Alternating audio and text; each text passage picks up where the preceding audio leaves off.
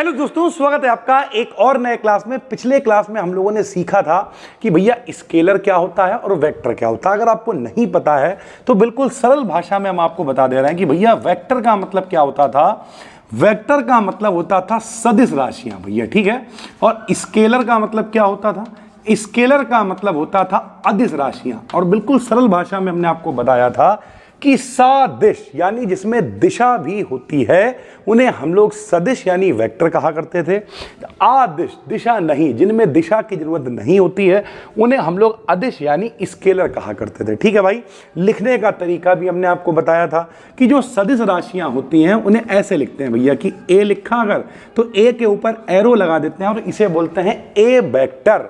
क्या मतलब? ये जो एरो है ये दिशा को दिखाता था और ये जो ए है ये इसकी मात्रा को यानी परिमाण को दिखाता था, यानी मैग्नीट्यूड को दिखाता था भाई, ठीक है। ये हम लोगों ने पिछले क्लास में समझ लिया था। फिर हम लोगों ने वेक्टर को जोड़ना सीखा था, वेक्टर को घटाना सीखा था और आज हम लोग सीखेंगे वेक्टरों की गुणा करना। तो सबसे पहले वेक्टरों को हिंदी में हम लोग क्या कहते हैं? वेक्टरों को हिंदी में कहते हैं सदिश। क्या कहते हैं भैया? सदिश कहते हैं। तो मान ले रहे दो वेक्टर है मेरे पास, ध्यान से समझना भाई। मान ले रहे हैं दो वेक्टर हैं, ए वेक्टर और है मेरे भाई बी वेक्टर। तो इन दोनों वेक्टर प्रोडक्ट का मतलब क्या होता है? गुणा। तो इन दोनों की गुणा आप कैसे कर सकते हो? ध्यान से मेरी बात को समझना।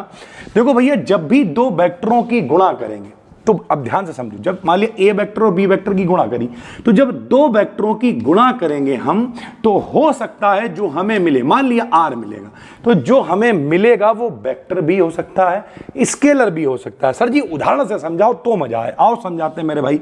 जैसे हमने लिखा मेरे भाई, मान लिया हम लिख दे रहे कार्य बराबर बल और गुणे में विस्थापन, ठीक मेरे भाई, देखते रहना।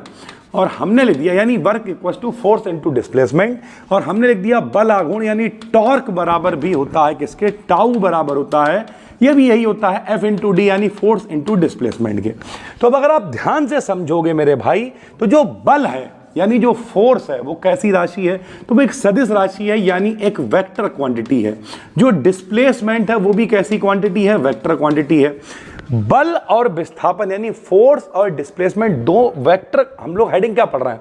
हम लोग पढ़ रहे हैं वेक्टर प्रोडक्ट। तो जब हमने दो वेक्टर क्वांटिटीज की गुणा करी, दो सदिश राशियों की गुणा करी तो हमें कार्य मिला, और कार्य होती है एक अदिश राशि यानी स्केलर प्रोडक्ट हमें मिल गया भाई, ठीक। स्केलर क्वांटिटी मिल गई हमें। लेकिन अगर हम कहें कि भैया बल और विस्थापन की ही जब हम गुणा करते हैं तो हमें टॉर्क भी मिल जाता है, बल आघूर्ण भी। हमने आपको बताया था बल आघूर्ण क्या होता है। कोई भी चीज जो अपनी एक्सिस पे घूम रही है, चाहे वो इलेक्ट्रॉन हो, चाहे वो पृथ्वी हो, चाहे वो ये पंखा टंगा हुआ, ऐसा बल जो किसी चीज को घुमाने की प्रवृत्ति रखता है, घुमा देता है, उसे हम लोग टॉर्क कहते हैं भाई, ठीक है। तो जब हम फोर्स और डिस्प्लेसमेंट की गुणा करते हैं तो हमें वर्क यानी कार्य भी मिलता है, और फोर्स और डिस्प्लेसमेंट की गुणा करने से हमें बल आघूर्ण भी मिलता है। हालांकि कार्य एक अदिश राशि है और बल आघूर्ण मेरे भाई एक सदिश राशि है। यानी हम बिल्कुल सरल भाषा में कहें कि भैया जब हम दो सदिश राशियों की गुणा करेंगे, दो वेक्टर क्वांटिटीज की गुणा करेंगे तो हमें सदिश राशि भी मिल सकती है और अदिश राशि भी मिल सकती है। अगर हमें अदिश राशि मिलेगी गुणा करने पर तो हम इसे अदिश गुणनफल यानी स्केलर प्रोडक्ट कहेंगे, और अगर हमें गुणा करने पर सदिश राशि मिलेगी तो हम इसे सदिश गुणनफल यानी वेक्टर प्रोडक्ट कहेंगे मेरे भाई, ठीक है। बिल्कुल आराम से चलेंगे। तो हमने लिखा दो वेक्टर्स, वेक्टर समझ रहा हूं, सदिश राशियों की गुणा से वेक्टर भी मिल सकता है और स्केलर भी मिल सकता है। जैसे फोर्स और डिस्प्लेसमेंट की अगर आप गुणा करोगे तो इसके प्रोडक्ट से क्वांटिटी क्या? टॉर्क भी मिल सकती है और वर्क भी मिल सकती है। वर्क एक अदिश राशि यानी स्केलर क्वांटिटी है, टॉर्क एक बल आघूर्ण यानी सदिश राशि यानी वेक्टर क्वांटिटी है। यानी हमने लिखा यदि दो वेक्टर के प्रोडक्ट से प्राप्त जो क्वांटिटी है वो स्केलर हो तो इसे स्केलर प्रोडक्ट कहेंगे, और मेरे भाई अगर जो गुणा हो रही है वो वेक्टर आ रही है तो इसे हम वेक्टर प्रोडक्ट कहेंगे। एक एक करके पढ़ेंगे मेरे भाई, समझो जरा एक मिनट। हमने क्या कहा? हमने कहा बल और गुणे में विस्थापन की जब गुणा करोगे तो कार्य बनेगा, ठीक। तो ये जो कार्य है ये कैसी राशि है? अदिश राशि है।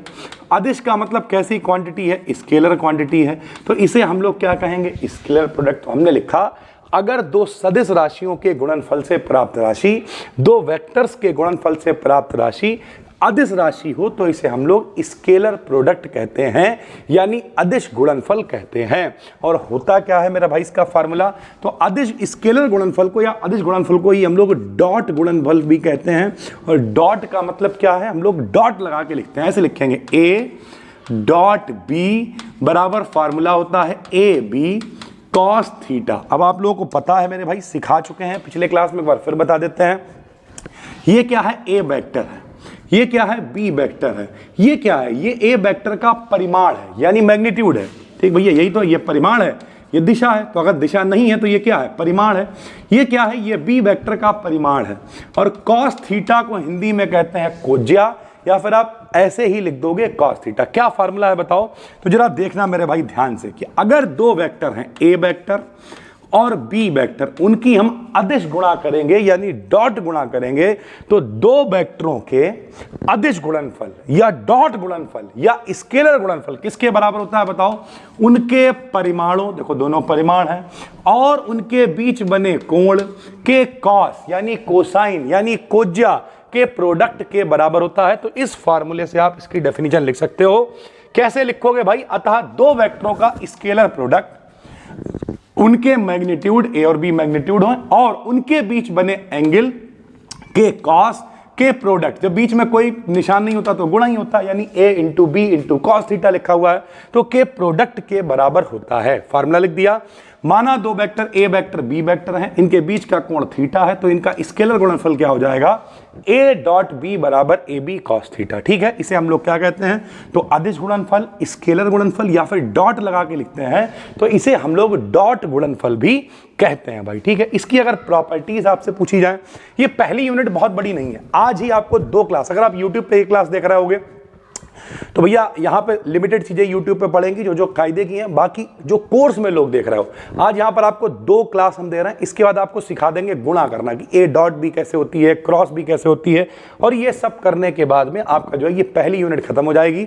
तो पहली यूनिट में बेसिक इंट्रोडक्शन है, वेक्टर क्या है, ट्रिपल प्रोडक्ट क्या है, डॉट प्रोडक्ट क्या है, क्रॉस प्रोडक्ट क्या है, यही सारी चीजें आपको सीखनी है मेरे भाई। ठीक, जो लोग ज्वाइन करना चाहते हो डिस्क्रिप्शन में लिंक है, कोर्स में क्लिक करके ज्वाइन कर लेना भाई। ठीक है, तो स्केलर गुणनफल की प्रॉपर्टीज क्या है, तो पहली प्रॉपर्टी आप ऑर्डर एक्सचेंज कर सकते हो, क्योंकि स्केलर का मतलब क्या होता है, स्केलर का मतलब होता है अदिश, दिशा से कोई लेना देना है नहीं, तो फिर चाहे आप ए डॉट बी लिख दो और चाहे आप बी डॉट ए लिख लो, एक ही बात है, दोनों में कोई भी फर्क नहीं है, यानी इसमें आप ऑर्डर को चेंज कर सकते हो भैया। ठीक है, दूसरी प्रॉपर्टी की बात करें तो भाई ये डिस्ट्रीब्यूटेड होता है। डिस्ट्रीब्यूटेड का मतलब अगर ब्रैकेट के बाहर डॉट लगा हुआ है और इसे आप अंदर भेजोगे तो ये बी के पास भी जाएगा और सी के पास भी जाएगा, तो गुणा होगी ए डॉट बी प्लस का ए डॉट सी। बिल्कुल आराम से आप समझ सकते हो। दो पैरेलल वेक्टर्स के लिए अगर आप स्केलर गुणनफल निकालोगे तो आपको पता होना चाहिए, पैरेलल का मतलब होता है दो ऐसी लाइनें जो कभी भी एक दूसरे को नहीं काटेंगी, समांतर कहलाती हैं, पैरेलल कहलाती हैं।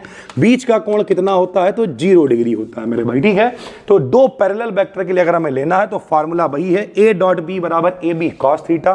पैरेलल के लिए लेना है तो थीटा की वैल्यू 0 रखनी पड़ेगी, क्योंकि पैरेलल का मतलब कोण 0 होता है भाई। ठीक, कॉस 0 की वैल्यू रखोगे, कॉस 0 की वैल्यू 1 होती है, तो ए डॉट बी बराबर ए बी आ जाएगा, यानी पैरेलल के लिए केवल मैग्नीट्यूड, केवल परिमाण रह जाएंगे, कॉस थीटा हट जाएगा।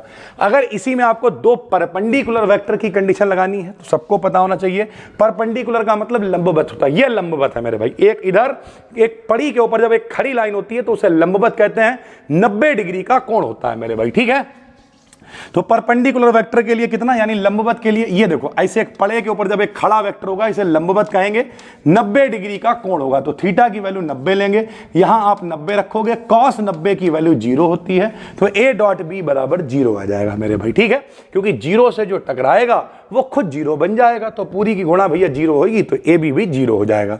पांचवी प्रॉपर्टी है, अगर कोई वेक्टर लिखा हुआ है और उसी वेक्टर से आपको अदिश गुणा करनी है यानी डॉट गुणा करनी है, तो ये भैया स्क्वायर के बराबर हो जाएगा। तो इस तरीके से A dot A square, B dot B square होगा।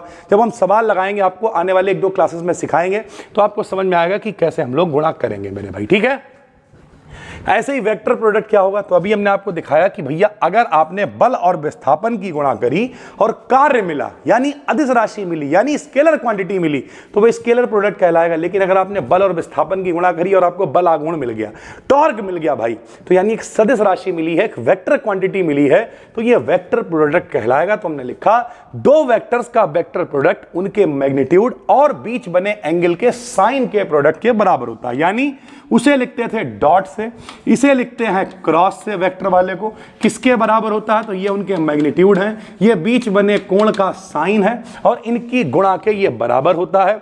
फिर मान लेंगे दो वेक्टर हैं, ए वेक्टर बी वेक्टर, इनके बीच का कोण अगर थीटा होगा तो ये रहेगा फार्मूला ए क्रॉस बी बराबर ए बी साइन थीटा। इसे क्रॉस लगा के लिख रहे हैं इसलिए इसे हम लोग क्रॉस प्रोडक्ट भी कहेंगे भाई, ठीक है। अब भैया वो तो स्केलर क्वांटिटी थी, अदिश राशि थी, तो अदिश राशियों में दिशा से कोई लेना देना नहीं था, तो ए डॉट बी को बी डॉट ए लिख सकते थे। यहां पे नहीं लिख सकते भैया, यहां पे ऑर्डर एक्सचेंज नहीं कर सकते हैं। क्या मतलब, क्योंकि यहां पे दिशा का खेल है। दिशा का मतलब कहें तो अगर आपने ए क्रॉस बी लिख रखा है मतलब दिशा है ए से बी की तरफ, और जब आप लिखोगे बी क्रॉस ए तो दिशा पलट गई है भैया। दिशा का मतलब बी से ए हो गई है, तो ये दोनों आपस में बराबर नहीं लिखे जा सकते क्योंकि वेक्टर का मतलब सदिश होता है। वो भी डिस्ट्रीब्यूटेड होता था, ये भी डिस्ट्रीब्यूट हो जाएगा। अगर ब्रैकेट के बाहर क्रॉस चल रहा है, गुणा होगी तो यहां भी आएगा ए क्रॉस बी, यहां भी आएगा ए क्रॉस सी, आप आराम से लिख पाओगे भाई, ठीक है। दो पैरेलल वेक्टर्स के लिए ए क्रॉस बी का मान फिर वैसे ही निकालेंगे। पैरेलल के लिए थीटा की वैल्यू कितना जी लेंगे, 0 ले लेंगे, और साइन 0 की वैल्यू 0 होती है। फॉर्मूला क्या है मेरे भाई, उसके लिए था A B sine A B cos theta, इसके लिए है A B sine theta. Parallel के लिए थीटा 0 रखेंगे, साइन 0 0 हो जाएगा, तो इसमें पैरेलल के लिए जो गुणा है वो 0 आएगी, और परपेंडिकुलर के लिए 90 रखेंगे। साइन 90 की वैल्यू 1 होती है, तो इसमें ए बी के बराबर आ जाएगी भैया, उसका उल्टा हो जाएगा। साइन 0 0 होता है और कॉस 0 1 होता है। तो इस तरीके से मेरे भाई सेम प्रॉपर्टीज आप निकाल सकते हो। वहां पर ए डॉट ए करते थे तो स्क्वायर हो जाएगा, यहां पर किसी वेक्टर की उसी वेक्टर से अगर क्रॉस गुणा करोगे तो वो 0 के बराबर हो जाएगा मेरे भाई, ठीक है। तो ओवरऑल इस वीडियो को अगर हम समराइज करें तो भैया हमने आपको सिखाया इस वीडियो में गुणा कैसे करते हैं। तो गुणा कैसे करते हैं कि भैया दो वेक्टर होंगे, ठीक, आराम से समझना, कोई जल्दबाजी नहीं है। दो वेक्टर होंगे, एक वेक्टर है ए वेक्टर और एक वेक्टर है बी वेक्टर। इन दोनों की आपको गुणा करनी है।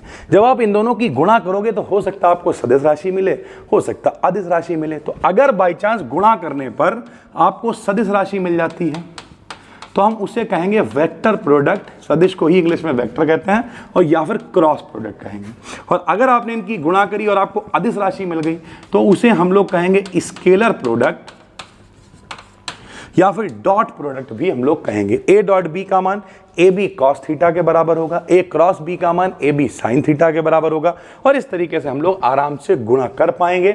डबल प्रोडक्ट, ट्रिपल प्रोडक्ट क्या है, किस तरीके से गुणा होती है, एक क्रॉस बी कैसे आता है, एक डॉट बी कैसे आता है, ये सब कुछ हम आपको सिखाएंगे जिन लोगों ने भी कोर्स में एनरोल कर रखा है। अगली वीडियो देखो ये वाली आएगी, पूरा कोऑर्डिनेट सिस्टम क्या होता है, बेसिक वेक्टर्स क्या होते हैं, कंपोनेंट सिस्टम क्या होता है, ये पूरी पीडीएफ देखिए। अगली पीडीएफ अभी इसी के बाद ही बनाएंगे, और आज आपको दोनों क्लास मिलेंगे यही एप्लीकेशन पे।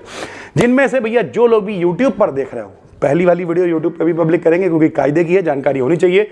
तो डिस्क्रिप्शन में कोर्स का लिंक है, physics, chemistry, zoology, botany, math सब एक जगह मिल जाएगा, और सितंबर तक आपका सिलेबस भी खत्म हो जाएगा। लगातार लगे हुए हैं, बीच में थोड़ा सा चेकिंग वगैरह कोचिंग में सारी चीज़ें रहीं तो डिस्टर्बेंस रहा, लेकिन अब वो सब कुछ दूर हो गया है और लगातार तरीके से आपके लिए लगे हुए हैं। हम मिलते हैं आपसे एक और वीडियो में, तब तक के लिए धन्यवाद, थैंक यू।